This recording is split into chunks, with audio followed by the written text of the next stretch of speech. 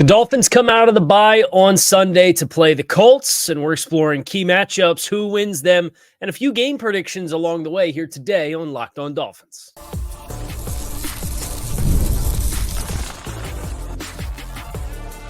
You are Locked On Dolphins, your daily Miami Dolphins podcast, part of the Locked On Podcast Network, your team every day. All right, Miami, welcome to another episode of Locked On Dolphins. It is your team every day here on the Locked On Network. I'm your host, Kyle Krabs, a lifelong Miami Dolphins fan, host of Locked On Dolphins, co-host of Locked On NFL Scouting, author of Touchdown Miami on Substack, and the NFL Draft Lead for the 33rd team. You can find all of our shows here on the Locked On Network on YouTube or wherever you listen to your favorite podcast. Tip of the cap to our everydayers, because it is your team every day. We don't just say it. We live it here on the Locked On Network. Today's episode of Locked On Dolphins is brought to you by FanDuel. Place your first $5 bet and you'll get started with $200 in bonus bets guaranteed. Visit FanDuel.com to get started. Today on the show, a few odds and ends predictions, game predictions, outcome, and some matchups and who's going to win them, including who's going to play in this game for the Dolphins and for the Colts. None of this really rooted in much of anything other than just kind of looking at the two teams and understanding where they're respectively at. And you can kind of read between the lines on some coach speak for certain players. The Dolphins injury report, ironically enough, with the exception of Tua Tagovailoa and Jalen Phillips, Dolphins are in pretty good shape for week 7 when it's all considered. Jevon Holland's even practicing with the hand, with the wrap and the pad. I'd probably be surprised if Jevon ultimately does go. I know they've kind of been non-dismissive of the idea that he could play or that he would miss the game. They're kind of leaving everything open-ended. But this does feel like one that, with it being so fresh, he had the hand injury against the Patriots, missed the end of the game, has the procedure done. I'd be surprised if they let Jevon Holland play, but I also acknowledge that it is one of those things that you could totally see if there's no medical risk of being worse and you play with the club, you take the good with the bad and you let him play if he wants to play. I do think Emmanuel Ogbah will go, dealing with a biceps injury. That does not sound like something that is of a great deal of concern for Miami coming into this game, which is merciful given what the rest of the edge group does look like for Miami. The injury report that came out on Thursday had Holland, Emmanuel Ogbah, Jordan Poyer with the shin injury suffered, David Long with a knee, Kendall Lamb and Muhammad Kamara as limited participants in practice, with full participants for Devon Achane coming out of concussion protocol, Cam Smith with the hamstring, and Skylar Thompson with the ribs. The Cam Smith one is good news for Miami relative to getting some more depth. If you do end up not having Jevon Holland, that can allow you to kind of play the game a little bit with some of your chess piece players like a Jalen Ramsey, who we said last week moved, or the last game against the Patriots moved more, was put in the slot more against New England than he had been for effectively all season. So I think the Cam Smith development, not saying he's going to come in and play a ton of snaps or even play a lot of snaps or play any snaps, but the fact that you have that in the fray, I think, is really helpful for you. What the challenge is for Miami is if you're going to bring Cam Smith back and put him on the active roster, right? He's currently technically within his designated to return window from an injury at the start of the season. You got to open up a roster spot. And if I look at the Dolphins roster, that we'll do that with odds and ends. But I think you look at the Colts side of things, who's going to play. It doesn't sound promising for Jonathan Taylor. It sounds like the Colts may get Trey Sermon. They got a lot of guys back in limited participation. Josh Downs dealing with a toe. Ryan Kelly with a calf injury. Trey Sermon with the knee. Full participation for Michael Pittman, Anthony Richardson, and Braden Smith. So that's a pretty good development for them, with the exception of Jonathan Taylor not having a lot of enthusiasm, at least from the Colts resources. Taylor, this latest from SI, Taylor, who's not practiced since leaving the Colts Week 4 win over the Steelers, remains sidelined. His status for Sunday does not look promising. So I think that does change some things when, you get a little bit of injury clarity. And I don't have a lot of confidence in the state of the Dolphins right now, just because it's been ugly wins against a couple of bad teams. There's been a lot of avoidables that have been avoidables for several years, not just this season. The question is, who are the X-Factor players for this game? And I think Josh Downs for the Colts is one of them. Well, Downs has been a very productive player for the Colts for the better part of the past month. And if he's able to go, he is the guy who I think playing inside does give you some match. Like, are you going to play matchups? Are you going to play matchups with Alec Pierce as the vertical down the field player? That's the player that Jalen Ramsey probably best matches up against. But Downs in each of his last 3 games has 9 targets or more. He's got 8 for 82 and a tud against the Steelers, 9 for 69 against the Jaguars, and then 7 for 66 and a tud against the Titans. He's been a key piece. Does that chemistry exist with Anthony Richardson? How do they use him differently? That's a really interesting one for me, but I think you probably leave Ramsey. If he's going to play in the nickel, I'd probably try to play Fuller with Josh Downs to start. And the Dolphins don't do a ton of man-to-man, and they do more base where you don't have guys matching against specific guys. But when you need to get into those man coverage, or you want to bring pressure and try to lock up and go across the board, I do think that's where Miami does have the potential to match what the Colts can afford you pretty well, whether that's Ramsey on Pittman and then Fuller on Downs, and then Kohu with a safety maybe leveraged over the top to give you a little extra protection on the vertical stuff with wide receiver Alec Pierce. I think you feel pretty good about those matchups if you're the Dolphins. What's really interesting is Pierce didn't participate on Thursday's practice with a shoulder. And if he's down, I think that totally changes the math of the passing game, which is where I think the Dolphins are better poised to have success in this game against the Colts. So secondary, I like what you can do. Up front, if Jonathan Taylor's not in, I do think that maybe opens the door for Miami to get their foot into the front a little bit and be a little bit more disruptive.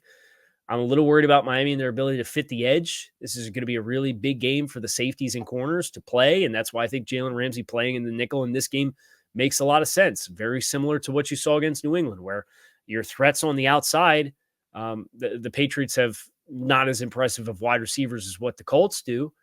But nevertheless, Ramsey and his impact and what he can bring by being a D-gap player who runs and kind of gets involved in some of the run fits, I think that's a little bit more important in this week. So that's something that I would be looking for from a defensive structural standpoint as well. Offensively, you got to run the ball, right? And your tight ends have to be up for the task of the Colts having a lot of big-bodied players in the front. So you have to, those guys have to show up in a big way. And, the Alec Ingold, Julian Hill, Durham Smythe, Jonnu Smith, that group against Kwity Paye and Deo, that's the bit for me, layout to Latu, where you have to show up and you have to win. Now, I do think between Raekwon and Grover Stewart and Taven Bryan and Adam Gotsis is kind of the veteran guys in the interior for the Colts right now. If DeForest Buckner, it's not going to be this week for DeForest Buckner. Tyquan Lewis is a big body guy on the edge. Samson Ebukam. Like, there's some guys that they are missing in the front that I think would be needle movers for this matchup that they're not going to have. Mix and match the run game. Put the window dressing on it.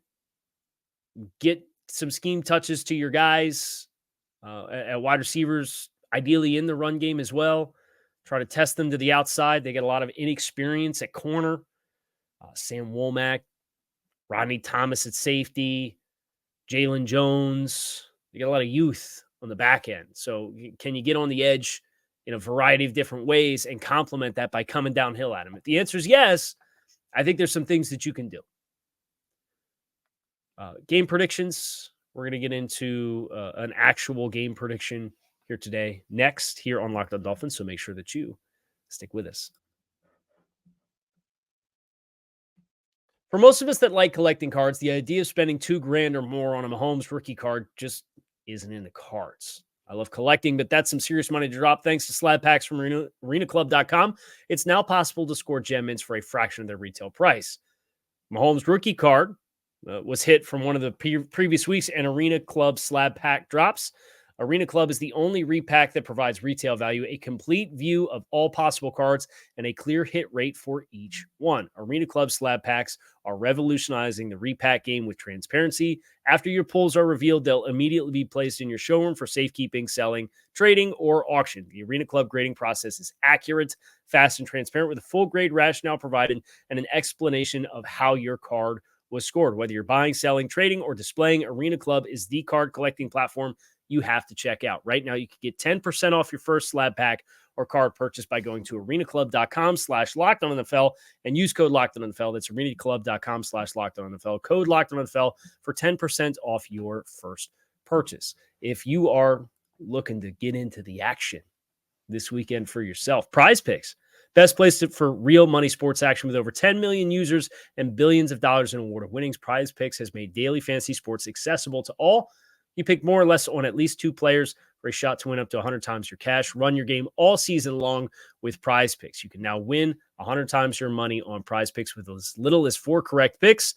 Prize Picks, the best way to get in on sports action in over 30 states, including California, Florida, Georgia, and Texas. And Prize Picks is the only real money daily fantasy platform with an injury insurance policy. So if your lineups can stay in play, even if one of your players gets injured, if your player leaves in the first half and does not return, Prize Picks keeps your lineup live. Sign up today and get $50 instantly when you play $5. You don't even need to win to receive the $50 bonus. It's guaranteed. Prize Picks offers weekly promotions that can lead to bigger payouts as well. So download the Prize Picks app, use code LockedOnNFL, get $50 instantly after you play your first $5 lineup. Download the app today. Use code LockedOnNFL. Get $50 instantly after your first $5 play. Prize Picks, run your game. I would like to say I want to pick the Dolphins to win this game.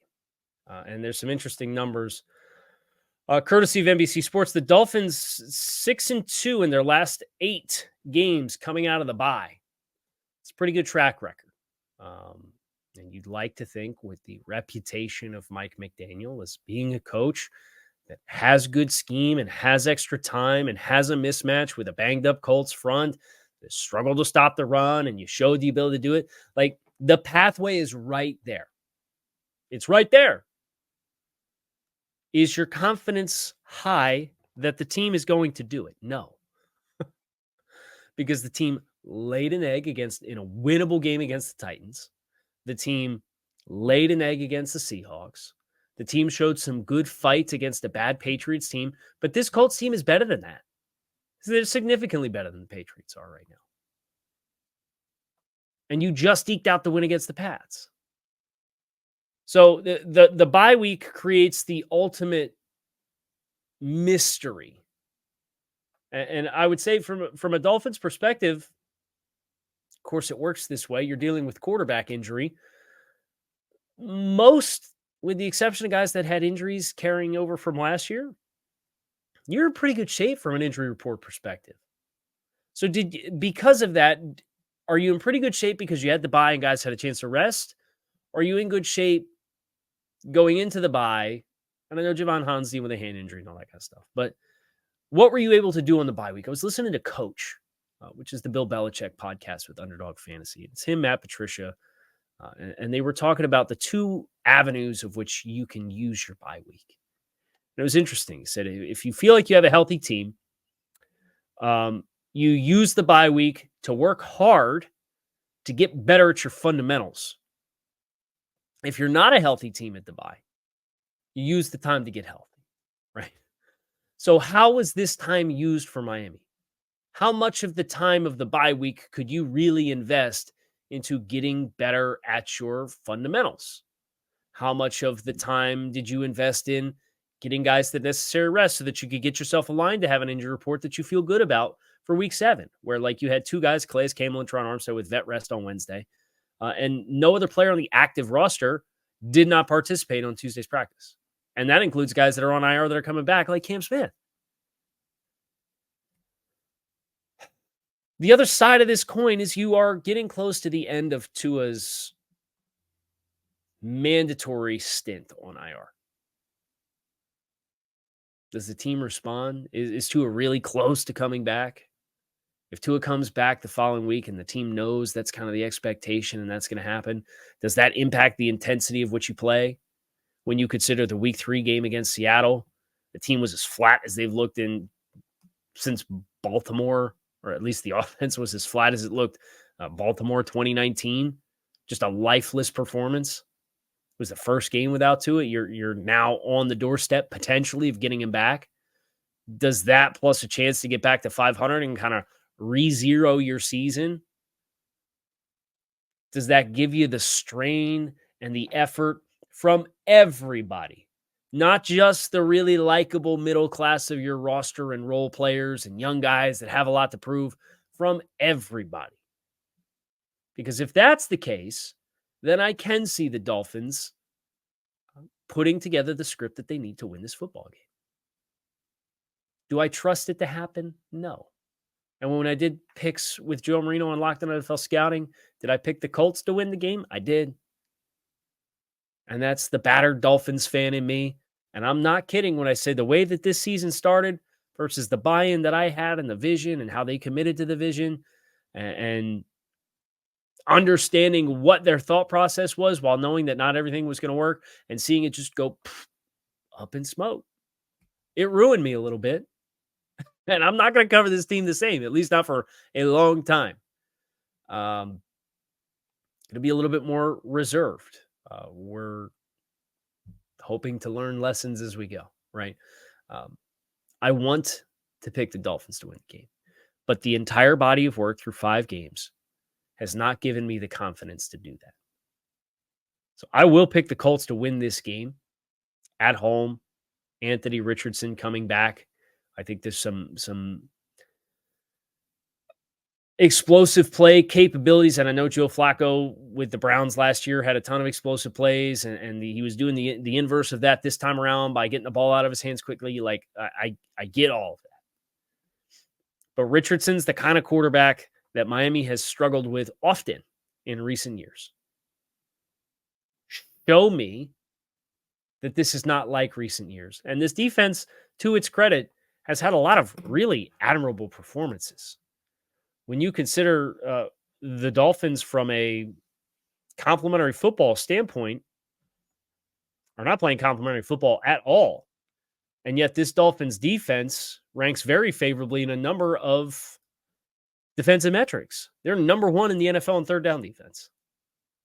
Now, they're not doing particularly well in the red zone, but they're limiting you to about 2.5 trips, if less, to the red zone per game. And that's in part because they're 5th in the NFL in yards allowed. They're 5th in the NFL in first downs conceded. Is some of that because they're down big time to teams? Sure. But like the defense has largely, with the exception of some explosive plays on the ground, carried its weight pretty well. I mean, opposing teams average 2 minutes and 30 seconds and 5 plays per possession against the Dolphins defense this season. The 5 plays is the least in the NFL, so that's the number 1 figure as far as plays per drive by opposing teams against your defense. And the 2 minutes and 30 seconds average time of possession is the second best figure defensively per possession in the NFL. The 25 yards allowed per drive is 5th best in the NFL, and the 1.8 points conceded per drive is the 12th best in the NFL, despite having the second worst average starting field position of any defensive unit in the league. Opposing teams are averaging a start at the 35-yard line. 34 and a half. There's only one team that has worse average starting field position for their defense. They're not getting any kind of bones. I mean, the net yards per attempt across the NFL is 5.8. I'm staying away from the fact that, they've only given up 3 passing touchdowns. Like, yeah, because teams don't need to pass the ball and they're up 17 points and the Dolphins offense can't get a first down. So I'm just looking at it from more of an efficiency standpoint with the defense. And that's why I go back to, can this bye week be a catalyst for the kind of strain that you would expect for a team that's expected to be a competitive football team this year from everybody involved? And if the answer is yes, maybe you do get back to 500. And then maybe you do have Tua back. And then maybe you can say, well, now it's an 11-game season. Can you go 7-4? And if you can go 7-4, you give yourself a chance to punch a postseason ticket. It might be 6-5, might get you in the AFC this year. Like, this season can break in so many different ways, and this game is a pivotal piece of what all of that is going to look like. So I'm really fascinated to see what it looks like. A couple odds and ends coming your way next here on this episode of Locked On Dolphins to bring this week to a close and finish previewing Dolphins Colts on Sunday. Stick with us. NFL fans, you can start the season with a big return on FanDuel, America's #1 sportsbook. When you get a hunch in the middle of the game, you can check out the latest stats, view the live play-by-play, and so much more on the same page as where you place your bets. Right now, this game is holding strong at Dolphins +3 in Indy. And again, you typically get 3 points for being at home. So I do think it's interesting that this line movement has trended in Miami's favor on FanDuel Sportsbook. The over-under in this game is 43.5 points.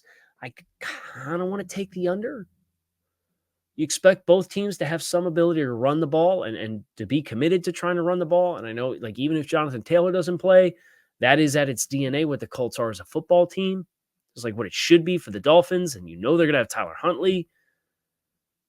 I think I'm a little more interested in the under at -110 at 43.5 than I am at Dolphins +3. You can make that call for yourself, though, over at FanDuel. You can get started with $200 in bonus bets guaranteed when you place your first $5 bet at FanDuel.com. That's FanDuel.com, America's #1 sportsbook.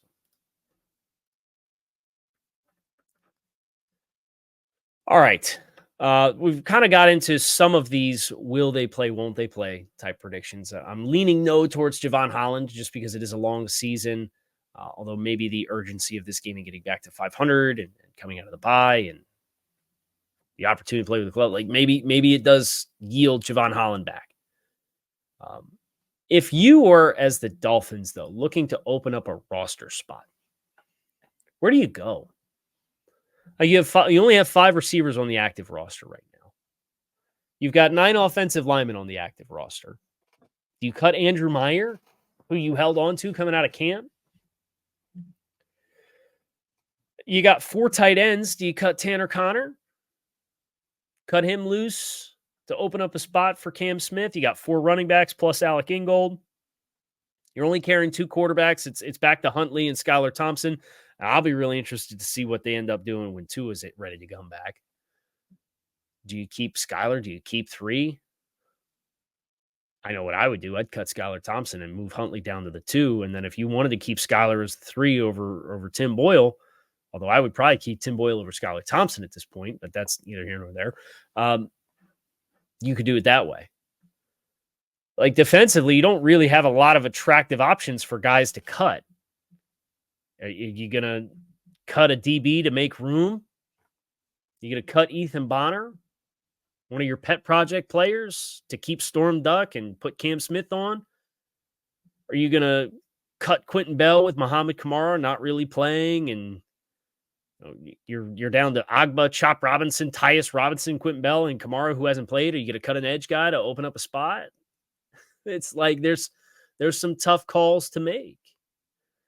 But if you're going to open up the spot for Cam Smith, and if he's a full participant, then he should get opened up. I would say it's between Tanner Connor and Ethan Bonner. And maybe from a numbers perspective, Ethan Bonner is the one that you cut loose to get Cam Smith back on the field. But I'd love to see Cam start to play a little bit. Here's my last odds and ends prediction for you.